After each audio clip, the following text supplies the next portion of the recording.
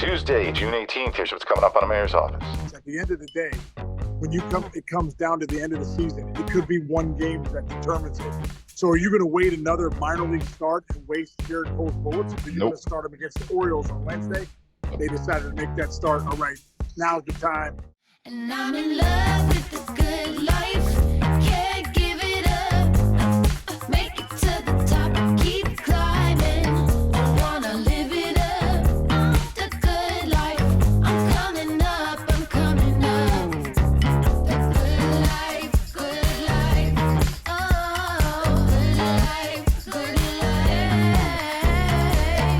life. Good life. Boom, coming in hot. The airport's okay, boom, too loud. Yeah, we don't want Homeland Security chasing you down today. That's good. We don't need that. We don't need that. No. Hey, dude. Nice, Sarah. We got the coffees. We go Starbucks, or are you Starbucks? We got the hot water. We brought our own little contraption. Coffee. Yeah. We do have a Starbucks, but today we have our own little mixture going on. Nice. Rye coffee with a little glucomedic. Real nice. Beautiful. They want a sponsor. Yeah. We're gonna get sponsored. Oh yeah, let's go. Let's get a little sponsor. Nice. Hey, I'll tell you What's what. up, man? What's going on? We got a lot going on, dude. With some teams that are streaking that we were not sure where they were at. All of a sudden, Grimace from McDonald's shows out the first pitch of the Mets game about a week ago. They've won 6 straight since Grimace threw their first pitch out.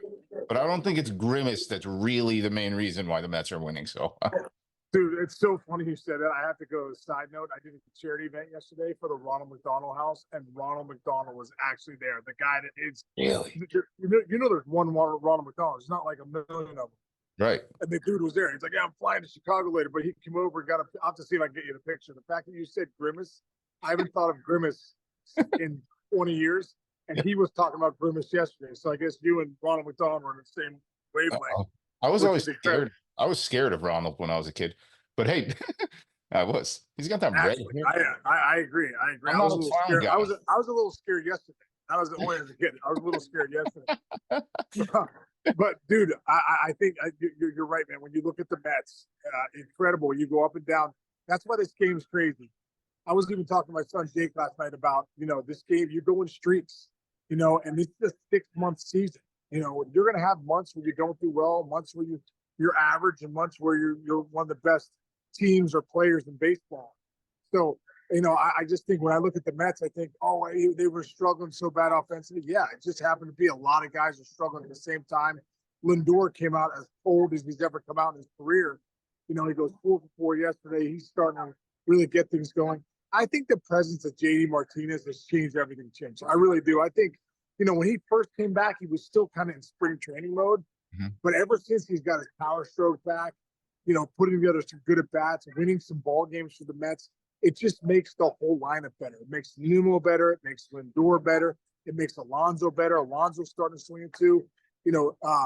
Top to bottom, that lineup is getting going. But I think JD Martinez is a huge reason why he's such a professional hitter, the at-bats he puts together. I mean, guys can really learn from just watching him play.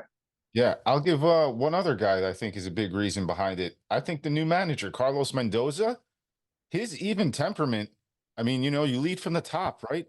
He, even when they were struggling, I watch a lot of the games now, especially with Jets there. Keith Hernandez, Ron Darling, this entire time I've been so impressed with Carlos and how he's managed that team. They've never gotten too low when they went down. He's never gotten too high when they've had streaks. I think your buddy's doing a great job. And he's tweaked the lineup when he had to.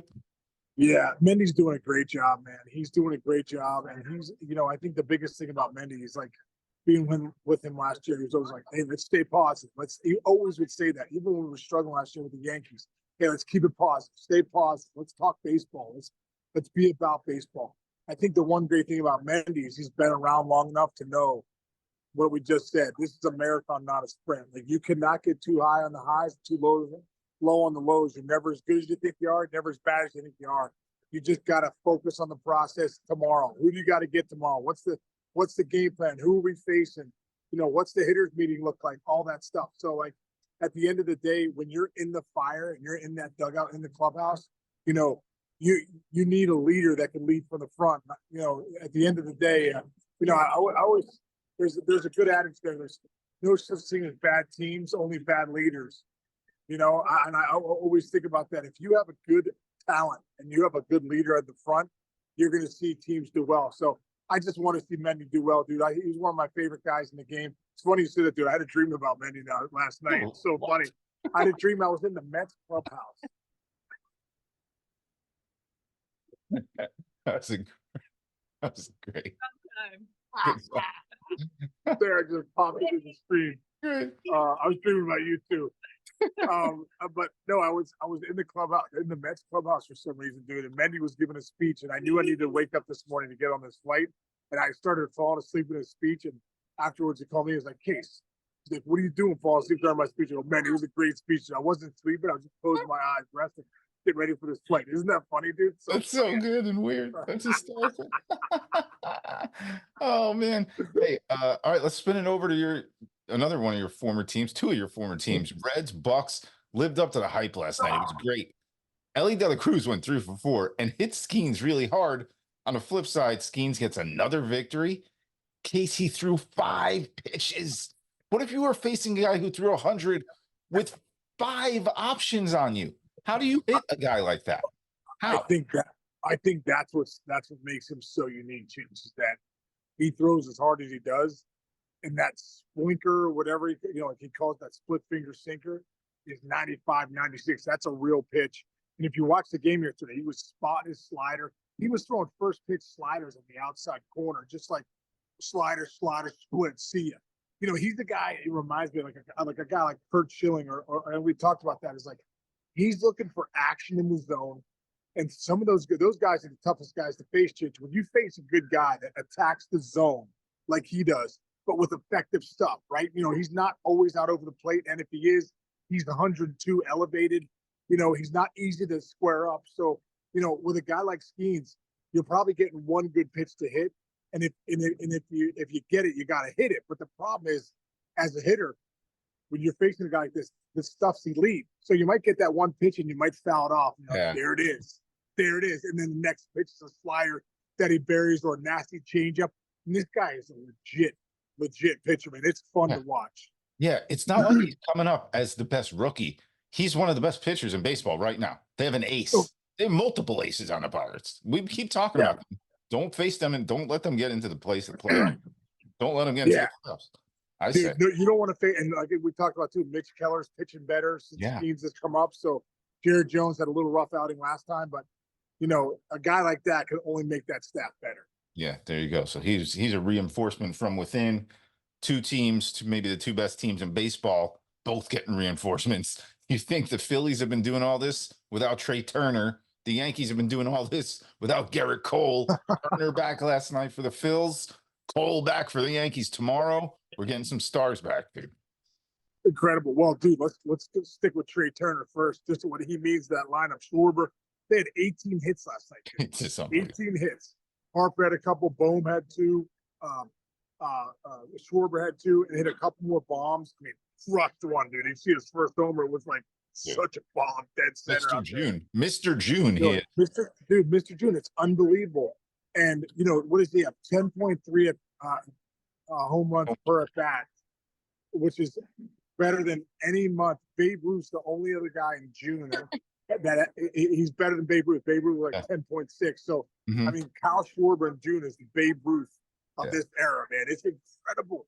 He is just driving the baseball. One thing too about Schwarbs, when he got drafted by the Cubs in the first round years ago out of Indiana, he was the best hitter in the draft. Pure hitter. We think of Schwarber as just this home run guy. Dude, this guy can really hit, and he's hitting over 250 this year. You know, I like to see that from Schwarbs because you know he's going to run into some homers. He's hitting lefties and righties. At the beginning of the year, he's hitting lefties even better. But to watch Schwarbs hit, man, his bat speed, the elite metrics that baseball is now looking at analytic-wise, dude, his barrel rate, but his bat speed and his exit velo are elite. So it's just an incredible thing to watch Schwarber do what he's doing. But like when Trea Turner came back yesterday, standing ovation from the crowd, I thought that was great. But this guy's elite, man. He means a ton to that lineup. He makes everybody better. He makes the lineup deeper. Like we talked about, a guy like JD Martinez. There's certain guys, but Trea Turner brings speed. He brings great defense. He's just an all-around threat. Power. I mean, that's why Dave Dombrowski went and got him in free agency, knowing what he brought to the table. Yeah, big game player too. Plays big in big games, you know, when it counts. I mean, and he's a fan favorite there. Remember, don't forget, last year or a year and a half ago, he had those bad struggles, and they went back for a home series. And Trea Turner gets a standing ovation from those Phillies fans. They loved him, they embraced him, and he's a great player. He's a stud. He could do anything on the field. 5 tools, 9 tools. He's a star. Yeah. Now he's a star player. And go ahead. Oh no, keep going. What was your point? Well, just speaking of star players, dude. I mean, Gerrit Cole in his last rehab, 10 punch outs, 4 2/3 innings. I think that they've seen enough. I mean, Booney's seen enough, Cash seen enough. Also, you're going into a big series against the Orioles starting tonight. Having Gerrit Cole back, you know, hey, listen, at the end of I was thinking about this, at the end of the day, when it comes down to the end of the season, it could be one game that determines it. So are you going to wait another minor league start and waste Gerrit Cole's bullets? Or are you going to start him against the Orioles on Wednesday? They decided to make that start. All right, now's the time. Get G out there on Wednesday against the O's. Now you've got an absolutely loaded rotation. And you can understand, too, with Luis Gil not throwing a ton of innings in the last few years because he was hurt, you know, if they went to a 6-man rotation, that would save some of his innings. And then he would also be there down the stretch too. So they definitely have some options now with Cole being back. I like that. I'll give you another thing Cole's going to bring. I think, you know, the other night, the Red Sox kind of exploited one little chink in the Yankees armor, 9 stolen bases. Apparently the Yankees, you know, have opened up where it's like, you know, they're not throwing the ball real well from behind the plate. And more importantly, Joel Sherman said this yesterday, they are not holding guys on. They're not paying attention to that. Gerrit Cole's going to get back. We always say he's like almost like the captain of the pitchers. I feel like he was. I'm sure he's watched every second of every game since he's been out, and I'm sure he's going to come in there. And I bet he might have a game plan for how pitchers should concentrate on holding runners, because we'll see. I think the Orioles are going to attack them on a base pass. I agree, dude. Well, that's definitely a chink in their armor, and teams are now trying to exploit it. What is it? 9 bags they stole the other night. The Red Sox was incredible. So no doubt. And Gerrit Cole and Matty Blake over there are definitely seeing what's happening. They'll no doubt have to address that. Yeah. We'll see how that starts. That starts tonight, this series. That's a big series, folks. It's going to be fun. You got to get on a plane. I'm boarding right now, Chinch. I'm heading to Montana with my buddy Charlie Smith, his wife Nina. We're going to have a great time, me and Sarah. So I'll see you tomorrow, brother. Have a great day, everyone out there. Thanks for listening. See everybody tomorrow. And I'll be Sorry. I'll be dreaming about Sarah later, not Carlos Mendoza. All right, brother. All right, safe trip, bro. I'll see you, man. See you, bud.